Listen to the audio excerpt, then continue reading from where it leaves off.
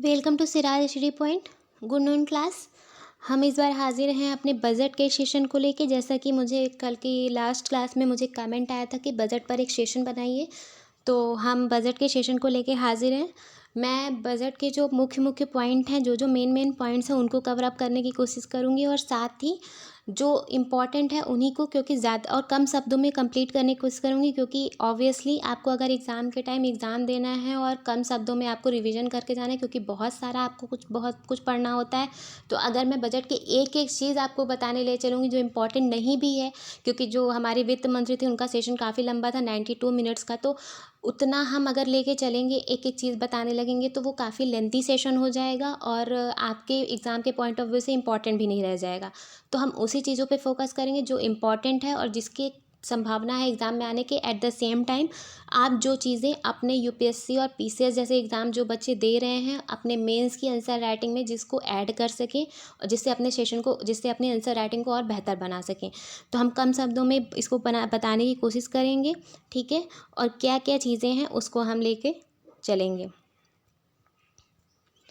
ठीक है।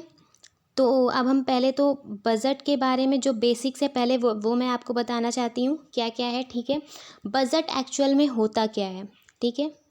बजट की अगर हम बात करें तो बजट एक्चुअल में होता क्या है, पहले तो ये जान लीजिए इस बार का जो बजट है 2022-23 का है, ठीक है। 2022-23 को इसको बजट को बोलेंगे, ठीक है।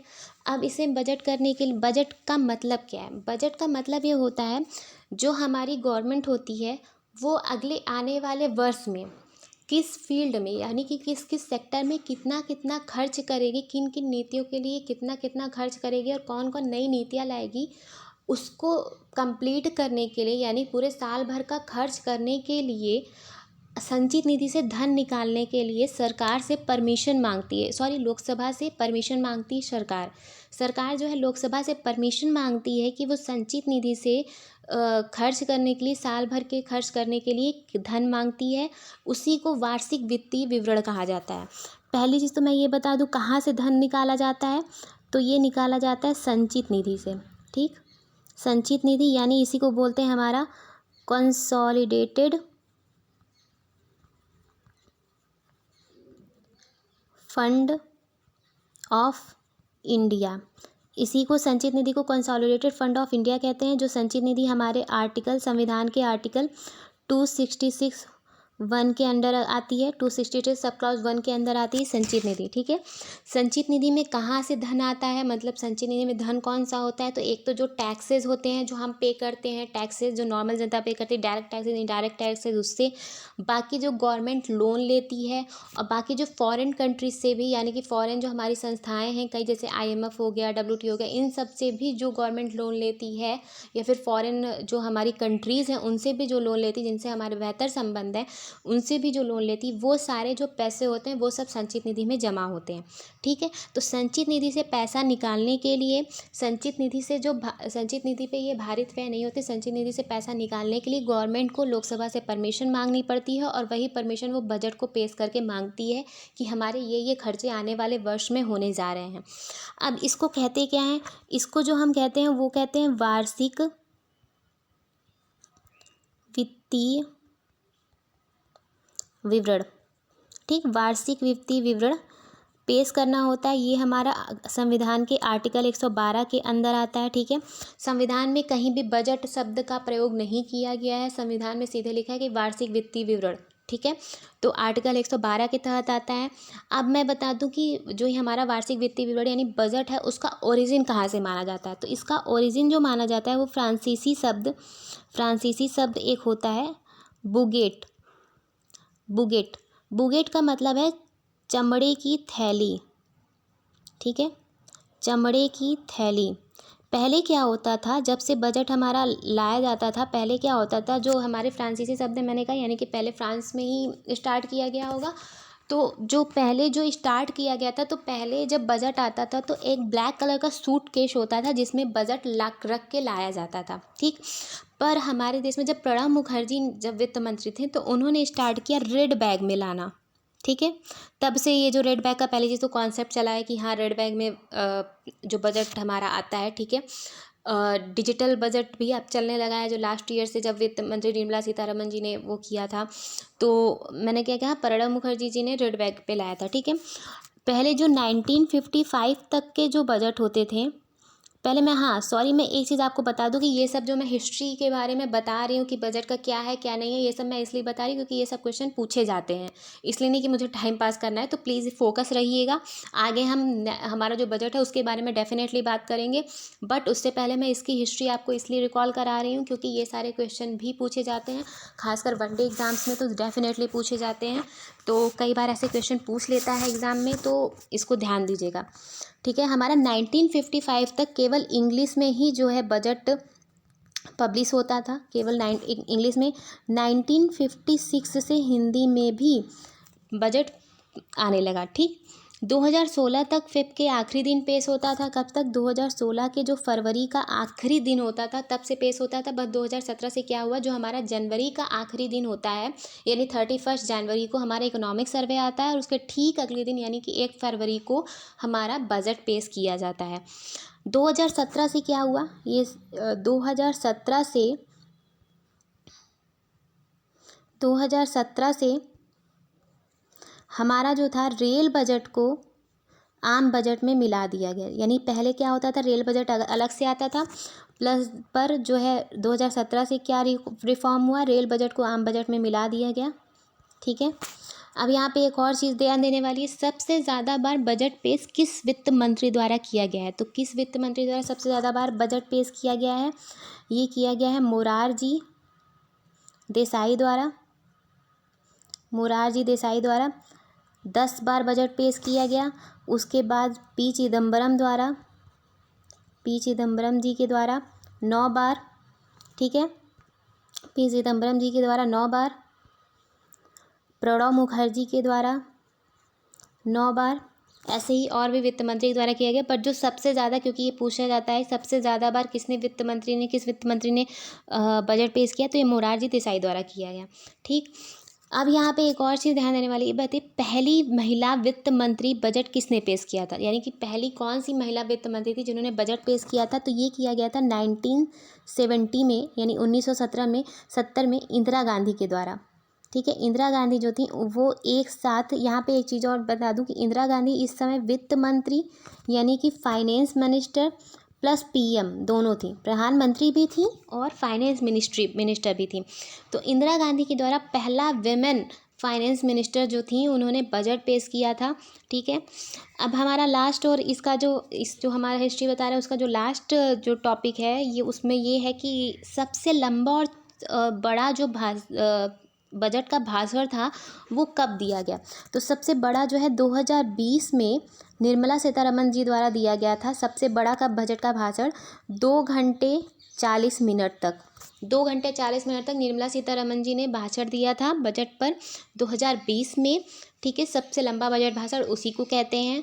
तो ये सारे जो मैंने मेन की पॉइंट्स बताए कि क्या क्या होता है, सारी चीज़ें कहाँ से ओरिजिन हुई, फिर किसने सबसे ज़्यादा बार दिया, फिर 2016 तक कैसे होता था, 2017 से क्या क्या उसमें रिफॉर्म किए गए हैं, लैंग्वेज को लेके, रेल बजट को लेके, फिर उसके बाद वीमेन सबसे पहली फाइनेंस मिनिस्टर कौन थी जिन्होंने पेश किया, तो वो सारी चीज़ें। हाँ, और यहाँ पे एक और चीज़ पूछता है कि कौन सी ऐसी महिला वित्त मंत्री थी जिन्होंने पहली बार बजट पेश किया, जो केवल वित्त मंत्री थी। अगर ये पूछा जाता है तो उसका आंसर निर्मला सीतारमन आता है, बट चूंकि इंदिरा गांधी वित्त मंत्री और प्राइम मिनिस्टर दोनों थी तो उसका आंसर वो होता है। बट अगर आपसे नॉर्मल पूछता है तो आप 90-70 लगाएंगे इंदिरा गांधी पे। अगर आपसे ये क्वेश्चन करके पूछता है कि जो सिर्फ वित्त मंत्री थी तो निर्मला सीतारमन जी का नाम आएगा। ठीक है, तो आई होप आपको यहाँ तक के जितने भी की पॉइंट्स थे आपको समझ में आ गए होंगे। तो अब हम चलते हैं हमारे बजट के ओरिजिनल सेशन पे कि हाँ, बजट को लेकर इस बार क्या क्या एस्टिमेट्स हुए, क्या क्या चीज़ें आई हैं बजट में, किन किन चीज़ों पर, मुद्दों पर बात की गई है। ठीक है, तो ये तो पहले से बजट एट अ ग्लांस ये सब आप देख सकते हो, उसके रिसिप्ट्स और एक्सपेंडिचर कहाँ कहाँ कितने थे। ठीक है, कितना उसका कैपिटल एक्सपेंडिचर था, रेवेन्यू एक्सपेंडिचर था। ठीक है, राजस्व व्यय और पूंजीगत व्यय। ठीक है, तो ये तो आप देख सकते हो। अब हम चलते हैं कि टैक्स स्लैब कितनी रखी गई।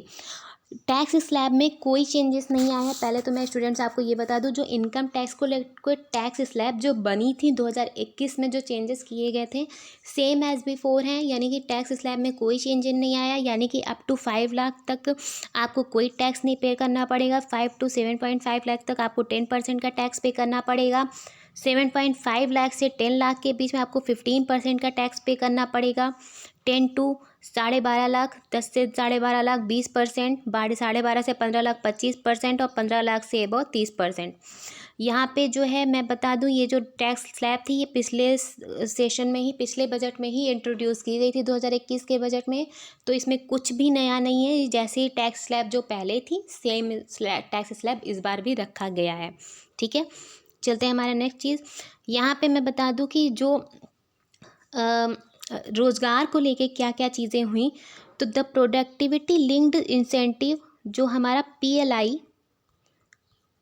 पीएलआई जो हमारा स्टार्ट किया गया था, प्रोडक्टिविटी लिंक्ड इनिशिएटिव, जो हमारा 14 सेक्टर में इंट्रोड्यूस किया गया था आत्मनिर्भर भारत के तहत, उससे जो है लगभग 60 लाख नौकरियों का सृजन हुआ है। ऐसा बजट में कहा गया है कि 60 लाख नई जॉब्स का सृजन हुआ है। प्रोडक्टिविटी लिंक्ड इनिशिएटिव जो 14 सेक्टर में स्टार्ट किया गया था आत्मनिर्भर भारत के तहत, उससे जो है 60 लाख न्यू जॉब्स का निर्माण हुआ है। And an additional production of 30 lakh crore during next 5 years. और ऐसा अनुमान है कि अगले 5 सालों में 30 लाख करोड़ जो है नए एडिशनल प्रोडक्शन होगा, नया प्रोडक्शन होगा, यानी जॉब्स का नया प्रोडक्शन होगा। 30 लाख करोड़ नई जॉब्स आएंगी अगले 5 सालों में, ऐसा अनुमान लगाया गया है हमारे बजट में। ठीक है, हेल्थ सेक्टर को लेकर क्या क्या बात की गई है। तो हेल्थ सेक्टर को लेके, चूँकि कोविड की वजह से काफ़ी ज़्यादा ये चीज़ सामने आई कि लोगों को मेंटल हेल्थ की काफ़ी इश्यूज़ हुए, मेंटल हेल्थ को लेके काफ़ी इश्यूज़ सामने आए। तो उस पर बात की गई है कि national tele mental health programme, ये देखिए national tele mental health programme introduced किया गया है, लॉन्च किया गया है कि क्वालिटी काउंसलिंग के लिए, कि आप काउंसलिंग के लिए इसका प्रयोग कर सकते हो। आप फ़ोन करके भी, अगर आपको ऐसा कुछ मानसिक तनाव फील हो रहा है या फिर आपको कुछ मेंटल प्रॉब्लम लग रही है, तो आप फ़ोन करके भी किसी से बात कर सकते हो, डॉक्टर से बात कर सकते हो और उनसे सलाह ले सकते हो कि आपको क्या करना चाहिए। नेशनल डिजिटल हेल्थ इकोसिस्टम को लेकर, नेशनल डिजिटल हेल्थ इकोसिस्टम को डेवलप किया जाएगा। ठीक है, ये पहले से ही वो था, बात हो रही थी कि नेशनल डिजिटल हेल्थ इकोसिस्टम, यानी जो हमारे हेल्थ के डाटा होंगे वो सारे डिजिटली हर जगह अवेलेबल होंगे। हमको एक नंबर दिया जाएगा जिसके थ्रू हम हर जगह कहीं भी इलाज करा सकते हैं, और हमारा जो हमारा पूरा हेल्थ का डाटा होगा कि हमें कौन सी बीमारियां रही हैं, कौन सी दिक्कतें रही हैं, कभी भी उसका जो पूरा ब्यौरा हमें डिजिटली मिलेगा। ठीक, इंटीग्रेटेड आर्किटेक्चर मिशन शक्ति, मिशन वात्सल्य, सक्षम आंगनवाड़ी एंड पोषण 2.0 भी लॉन्च किया गया है। ठीक है, 2 lakh anganwadis to be upgraded to Saksham anganwadis, यानी कि जो 2 लाख लगभग आंगनबाड़ी को अपग्रेड किया जाएगा एज अ सक्षम आंगनबाड़ी, यानी कि सक्षम आंगनबाड़ी के रूप में उसको डेवलप किया जाएगा। यहाँ पे मैं बता दूँ, महिलाओं को लेकर जो एक इनिशिएटिव आया है हेल्थ सेक्टर को लेकर और बाकी सारी चीज़ों को लेकर, वो ये कि मिशन वात्सल्य, सक्षम आंगनबाड़ी, पोषण 2.0 ये सब लॉन्च किया जाएगा। और जो हीरो पर, इन सब पे टैक्स सस्ते हो गए, रत्नों पर सीमा शुल्क घटाकर 5% कर दी गई, यानी रत्न हीरे जवाहरात जो होते हैं, रत्नों पर जो हमारी जो सीमा शुल्क को घटाकर 5% कर दिया गया है। ठीक है, और वैसे मैंने बता दिया मिशन शक्ति, मिशन वात्सल्य, सक्षम आंगनवाड़ी, पोषण 2.0 टू बी लॉन्च्ड। ठीक है, ये national tele mental health programme, वही जो मैंने अभी बताया कि लॉन्च किया जाएगा, और वो सब उससे हेल्प मिलेगी मेंटल हेल्थ को लेकर। चलते हैं हमारे अगले चीज़ पर, क्या है। तो सेंट्रल बैंक डिजिटल करेंसी, वित्त मंत्री ने कहा है कि हमारे देश में आरबीआई जो है 2023 में डिजिटल करेंसी लाएगी। आरबीआई जो है 2023 तक डिजिटल करेंसी लाएगी, और वो डिजिटल करेंसी रुपी ही होगी, यानी रुपी को as a digital currency launch किया जाएगा, यानी डिजिटल रुपी लॉन्च किया जाएगा using blockchain technology. Blockchain technology को यूज़ करके डिजिटल रुपी को लॉन्च किया जाएगा। आरबीआई ने ऐसा कहा है, आरबीआई के द्वारा लॉन्च किया जाएगा 2023 तक। पहली चीज़। दूसरी चीज़, क्रिप्टो करेंसी की जो बातें सामने आ रही थी कि क्रिप्टो करेंसी को रेगुलेट करेगा कि नहीं किया जाएगा, बजट में क्या उसको लेके प्रावधान आएंगे, तो उसको लेके मैं बता दूं कि क्रिप्टो करेंसी को लीगल टेंडर नहीं माना गया है। ठीक है, जैसे पहले भी गवर्नमेंट कह चुकी थी कि उसको हम लीगल टेंडर नहीं मान रहे हैं, तो अभी भी वही कह रही है गवर्नमेंट की क्रिप्टो करेंसी लीगल टेंडर नहीं है। बट उसको रेगुलेट करने के लिए उसके लाभ पर, क्रिप्टो करेंसी के लाभ पर 30% का 30% का टैक्स चार्जेस लगाए जा रहे हैं। यानी कि क्रिप्टो करेंसी जो भी आप परचेज़ करेगा या फिर जो भी उसको परचेज़ करेगा या बेचेगा, जो भी उससे रिलेटेड काम करेगा, उसके लाभ पर, उससे उसको जितना लाभ होगा उस पर 30% टैक्स अप्लाई होगा। तो रेगुलेट किया गया है, बट ऐसा नहीं है कि उसको लीगल टेंडर मान लिया गया है, क्योंकि क्रिप्टो करेंसी को रेगुलेट करना काफ़ी अवश्य ज़रूरी हो गया था, क्योंकि काफ़ी लोग उसकी ट्रेडिंग वोडिंग कर रहे थे इंडिया में भी, जबकि वो अभी लीगल टेंडर नहीं माना गया था, उसके बावजूद भी हो रही थी, तो उसको उसमें मुद्दे में लाना ज़रूरी था। तो इससे क्या होगा, it will also give boost to digital economy. जो हमारा डिजिटल रुपी लॉन्च किया जाएगा उससे डिजिटल इकॉनमी यानी जो हम ऑनलाइन लेन देन करते हैं उसको लेके भी काफ़ी एक बूस्ट देखने को मिलेगा। बजट में ये भी कहा गया है कि जो हमारा पिछले साल से इस साल के बीच में जो हम लोग डिजिटल ट्रांजैक्शन करते हैं उसमें लगभग 40% की वृद्धि देखने को मिली है। कितनी? लगभग 40% की वृद्धि देखने को मिली है। जो हमारा पिछला जो हमारा वित्तीय वर्ष था, यानी कि 2021-22 से 2021 से 2022 के बीच में जो हमारा डिजिटल लेन देन का जो इंडिया में चल रहा है वो 40% इंक्रीमेंट देखने को मिला है। ठीक है, यहाँ पे मैं एक चीज़ और बता दूं कि आपको मैं जो बजट तैयार होता है वो डिपार्टमेंट ऑफ इकोनॉमिक अफेयर्स तैयार करता है। कौन तैयार करता है? डिपार्टमेंट ऑफ इकोनॉमिक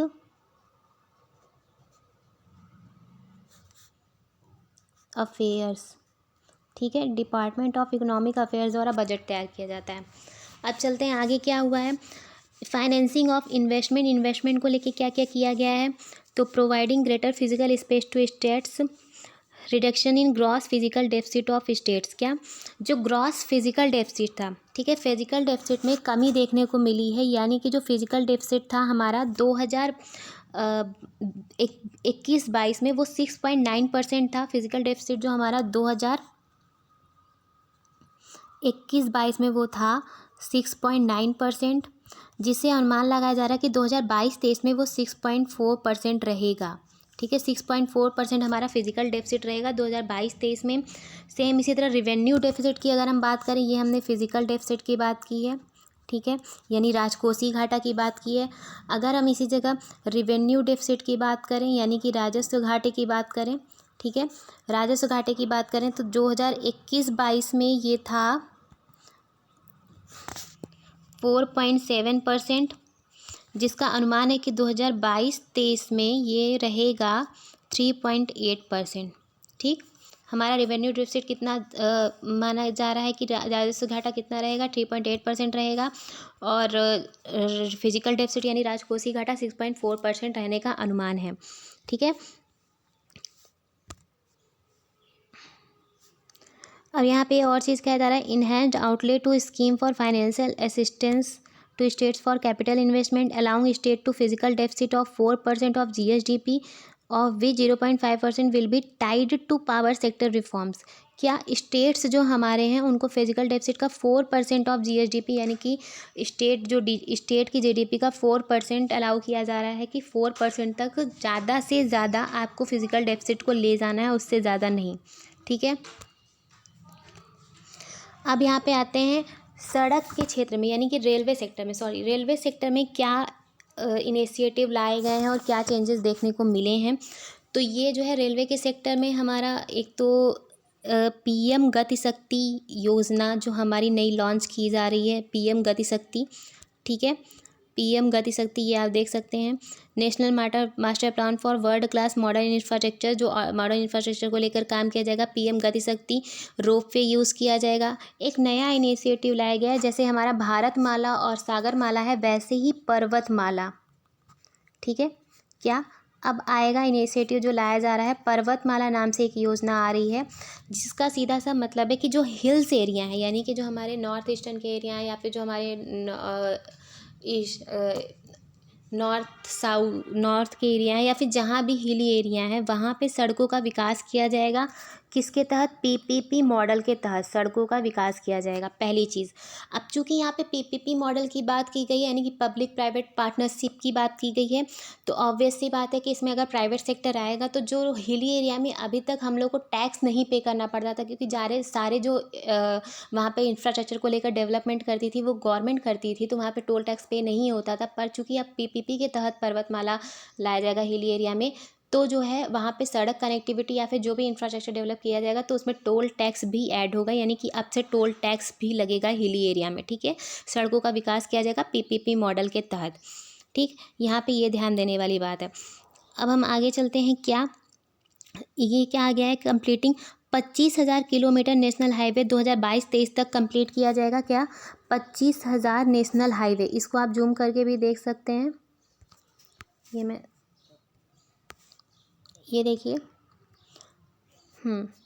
ये देखिए 25,000 किलोमीटर नेशनल हाईवे जो है 2022-23 तक डेवलप किए जाएंगे। ठीक है, unified logistic interface platform, open source mobility stack, integration of postal and railways network, railway network और पोस्टल नेटवर्क को इनका इंटीग्रेशन किया जाएगा। वन स्टेशन वन प्रोडक्ट को लॉन्च किया जाएगा। वन स्टेशन वन प्रोडक्ट को डेवलप किया जाएगा। हर स्टेशन पे एक प्रोडक्ट को, जैसे हमारा एक राज्य एक उत्पाद जैसा चलता है, वैसे ही one station one product launch किया जाएगा। 400 new generation Vande Bharat train बनाई जाएंगी, यानी कि वंदे भारत जो ट्रेन हमारी अभी दिल्ली से बनारस के बीच में चलती है, उसके अलावा 400 नई बनाई जाएंगी जो अलग अलग एरिया में अलग अलग रूट पे चलेंगी। ठीक है, multi modal connectivity between urban transport and railway station, national ropeway development plan. ये देखिए रोपवे के बारे में जानने का, national ropeway development plan launch किया जाएगा।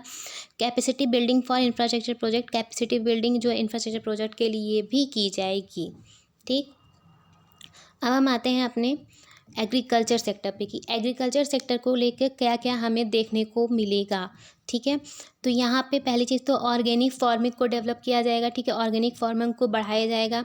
एमएसपी के 2.37 लाख करोड़ रुपए किसानों के खाते में डाले जा चुके हैं, जो एक्चुअली एमएसपी के लगभग 2.37 लाख करोड़ रुपए जो है किसानों के खातों में डाल दिया गया है।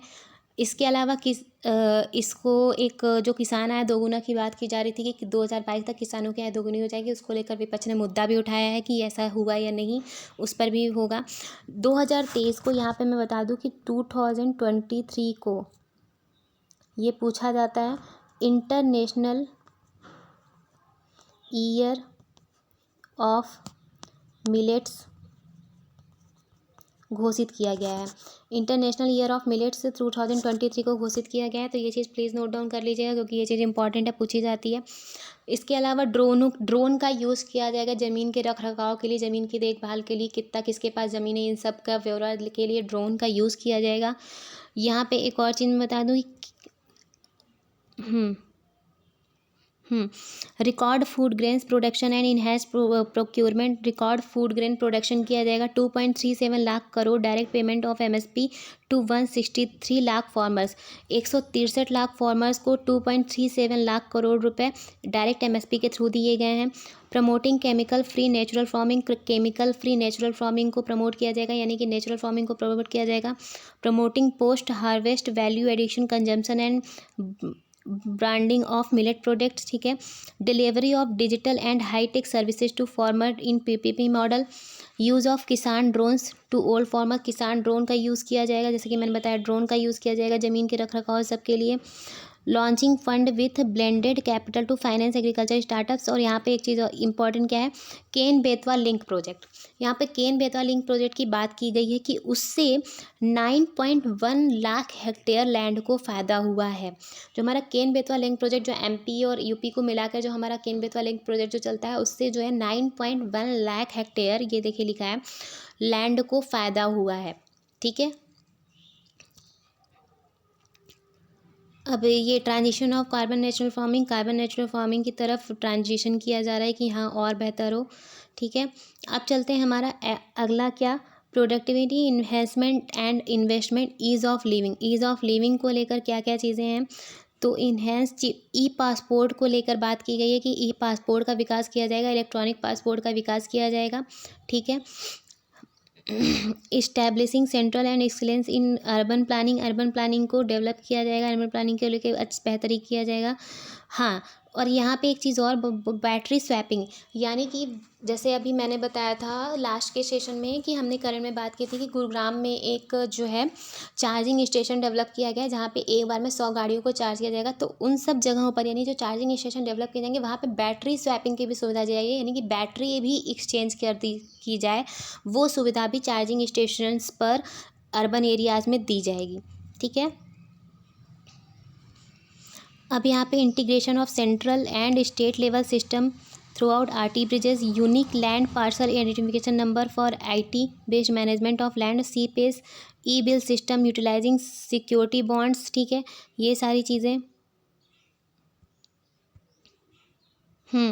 यहाँ पे एक चीज़ यहाँ पे ध्यान देने वाली है कि 5G को लेकर कहा गया है कि 2022 में 5G स्पेक्ट्रम की नीलामी स्टार्ट की जाएगी। 2022 में जो हमारा 2022 चल रहा है उसमें 5G स्पेक्ट्रम की नीलामी स्टार्ट की जाएगी। 5G अंडर PLI स्कीम उसको डेवलप किया जाएगा। ये देखिए यहाँ पे लिखा है। ठीक है, R&D research and development for industry startup academy, 68% capital procurement budget for defence sector for domestic industry in 2022-23। क्या डिफेंस सेक्टर में जो बात की जा रही है कि डिफेंस सेक्टर में 68% जो है कैपिटल प्रोक्योरमेंट किया जाएगा। ठीक है, डिफेंस सेक्टर के बारे में वैसे हम आगे भी बात करेंगे उसके बारे में। ठीक है, अब यहाँ पे PM डेवलपमेंट, ये PM डिवाइन नाम से एक योजना शुरू की गई है। PM डिवाइन जो है नॉर्थ ईस्ट एरिया के लिए की गई है। PMs, इसका फुल फॉर्म है PMs development initiative for north east region, यानी कि PM development initiative for north east region, PM divine नाम से एक योजना शुरू की जाएगी जो नॉर्थ ईस्ट एरिया में इंफ्रास्ट्रक्चर डेवलपमेंट करेगी, लाइवलीहुड एक्टिविटीज़ ये सब बेहतर करेगा। जो गैप्स हैं वहाँ के इंफ्रास्ट्रक्चर को लेकर, यूथ और वुमेंस को लेकर, जो वहाँ के लोगों के बीच में और इधर के लोगों के बीच में, जो हमारे बाकी इंडिया के एरिया हैं उनके बीच में जो गैप्स एक बना हुआ है उसको भरने की कोशिश की जाएगी। ठीक है, तो यहाँ पे जैसा कि आप देख सकते हैं, funding infrastructure and social development projects, initial allocation for 15,000 crore रुपए का इनिशियल एलोकेशन किया जाएगा, यानी 15,000 करोड़ रुपए की सहायता दी जाएगी जिससे नॉर्थ ईस्ट एरिया में इंफ्रास्ट्रक्चर डेवलप किया जा सके। Enable livelihood activities for youth and women, livelihood activities किया जाए। Filling gaps in various sector, जो वेरियस सेक्टर में अलग अलग सेक्टर्स में जो गैप है, जैसे मैंने पहले ही बताया कि नॉर्थ ईस्ट एरिया से और बाकी भारत के एरिया से, तो उनको भरने की कोशिश की जाएगी। अब यहाँ पे MSME की बात की जा रही है, एक्सेलरेटिंग ग्रोथ ऑफ MSME। तो MSME को लेकर यहाँ पे इंटरलिंकिंग उद्यम, ई श्रम, NCS, असीम पोर्टल, इन सब का विकास किया जाएगा। MSME के क्षेत्र में भी बेहतर करने के लिए कई काम किए जाएंगे। 6,000 करोड़ ओवर 5 ईयर्स।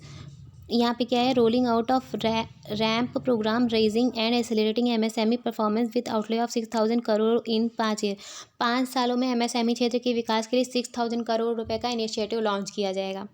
ठीक, अब यहाँ पे एक चीज़ यहाँ पे आप देख लीजिए आपके लिए क्या क्या सस्ता है और क्या क्या महंगा है, क्या क्या चीज़ें सस्ती हुई हैं। तो ये देखिए मोबाइल फ़ोन, ये देखिए mobile phone charger, smart watch, रत्न पत्थर और हीरे, स्टील के बर्तन, petroleum chemical, methanol, acetic acid, ये सारी चीज़ें सस्ती हुई हैं। इसके बल्कि इम्पोर्टेड छाते के part, imitation jewellery, sodium cyanide, ये सारी चीज़ें महंगी हुई हैं। ठीक है, क्लीन एनर्जी की बात करें तो ई वाहन के चार्जिंग स्टेशन की जगह बैटरी अदला बदली नीति लाई जाएगी। ठीक है, ये मैंने पहले ही बता दिया है। ब्लेंडेड फ्यूल को बढ़ावा देने के लिए नॉन ब्लेंडेड फ्यूल पर सरचार्ज लगेगा।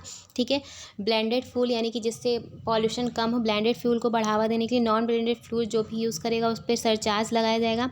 सोलर एनर्जी के जरिए आंगनबाड़ी में बेहतर संसाधन डेवलप किए जाएंगे सोलर एनर्जी के ज़रिए। ठीक है, डिफेंस के क्षेत्र में डिफेंस के सेक्टर में क्या क्या किया जाएगा, तो 5.25 लाख करोड़ का बजट जो है लॉन्च किया गया है डिफेंस के सेक्टर के लिए। डिफेंस के सेक्टर, पहले मैं बता दूं कि ये हम डिफेंस के सेक्टर की बात कर रहे हैं। ठीक है।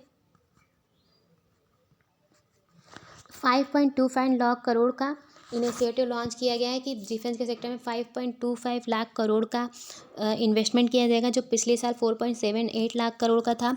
वोकल फॉर लोकल के तहत 68% खरीदारी की जाएगी। वोकल फॉर लोकल के तहत जो पहले 58% थी। आयात की जगह रक्षा उपकरण देश में ही बनेंगे, यानी made in India, make in India की बात की जा रही है। जो डिफेंस उपकरण, जैसे कि मैं पहले बता चुकी, जो 75% लगभग डिफेंस उपकरण अपने ही देश में बनाने की बात कही गई है, तो वो एक मेक इन इंडिया के तहत बेहतर चीज़ें देखने को मिलेगा। उसके अलावा मैं बता दूं कि आपको 5.25 लाख करोड़ रुपए दिए जाएंगे। पहली चीज़ तो डिफेंस सेक्टर के लिए, ये तो पहले ही मैं बता चुकी हूँ, लाख करोड़ रुपए, ठीक है। 5.25 लाख करोड़ रुपए। इंडिया जो है अपनी जीडीपी का 2.9% जो है सेना यानी डिफेंस सेक्टर में इन्वेस्ट करेगा, ठीक है, 2.9%। और इंडिया ऐसी थर्ड कंट्री है जो डिफेंस सेक्टर में अपना सबसे ज़्यादा खर्च करता है। जो हमारी पहली कंट्री है वो यूएसए है, उसके बाद चाइना है, ठीक है, और उसके बाद भारत है। यानी सबसे ज़्यादा डिफेंस सेक्टर में कौन इन्वेस्ट करता है? यूएसए करता है, उसके बाद चाइना करता है, उसके बाद भारत करता है। भारत अपनी जीडीपी का 2.9% इन्वेस्टमेंट सेना के क्षेत्र में करता है, ठीक है। अब यहाँ पे ट्रेंड्स इन डेफिसिट आप देख सकते हो। फिजिकल डेफिसिट मैं पहले ही बता चुकी हूँ कि हमारा पहले जो है कितना था और अब कितना हो गया है। तो पहले जो है 2021-22 में 6.9% था, जो अब 6.4% होने की अनुमान लगाया जा रहा है। रेवेन्यू डेफिसिट 4.7% था, जो 3.8% होने का अनुमान लगाया जा रहा है कि इस साल रहेगा, ठीक है। तो चूंकि फिजिकल डेफिसिट और रेवेन्यू डेफिसिट से रिलेटेड क्वेश्चन पूछता है यूपीएससी में भी, और फिर और आपके पीसीएस वगैरह एग्जाम में भी, वनडे एग्जाम में भी, तो प्लीज़ उसको ध्यान दीजिएगा। आगे का हमारा चलते हैं, आगे का ये सब आप देख लीजिएगा, इसमें कुछ खास नहीं है। आगे मैं आपको एक चीज़ और बता दूं कि हाँ,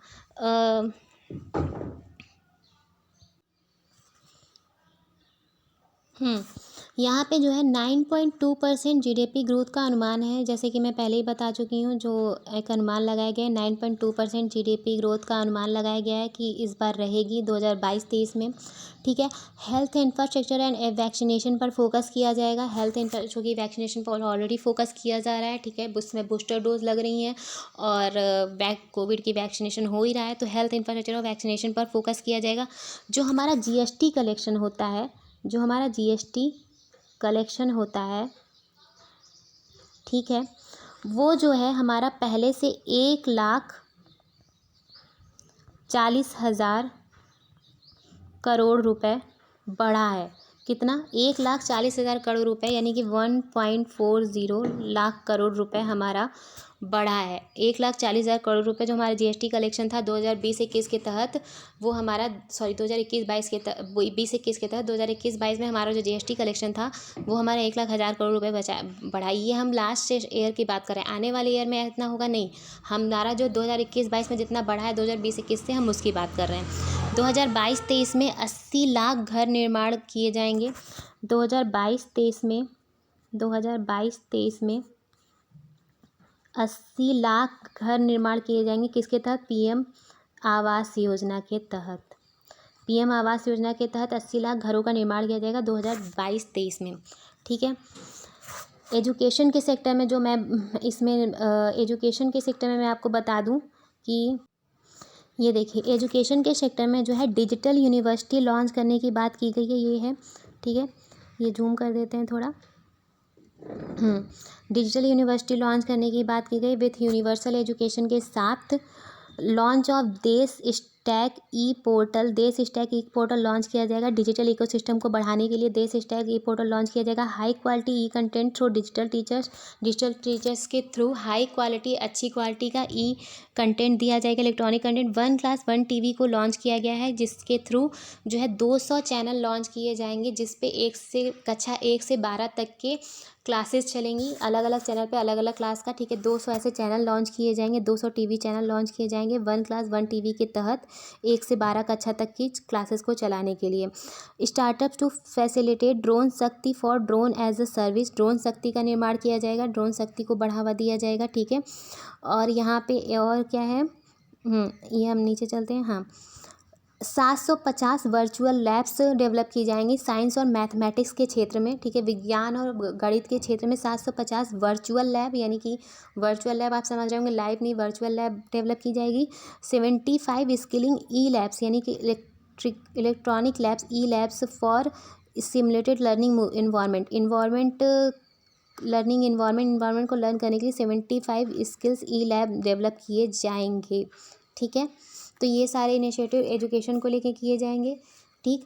अब यहाँ पे रेलवे को लेके हमने बात कर ली है, किसान क्षेत्र यानी एग्रीकल्चर सेक्टर को लेके हमने बात करी कि 2023 को इंटरनेशनल ईयर ऑफ मिलेट्स घोषित किया जाएगा। ट्रैवल क्षेत्र को लेकर हमने वेमेंस को लेकर बात कर ली है। इंफ्रास्ट्रक्चर को लेकर पीएम डिवाइन योजना जो नॉर्थ ईस्ट एरिया के लिए की गई है वो भी हम बात कर चुके हैं। अब यहाँ पे एक चीज़ जो हमने बात करनी, वाइब्रेंट विलेजेस प्रोग्राम क्या है, वाइब्रेंट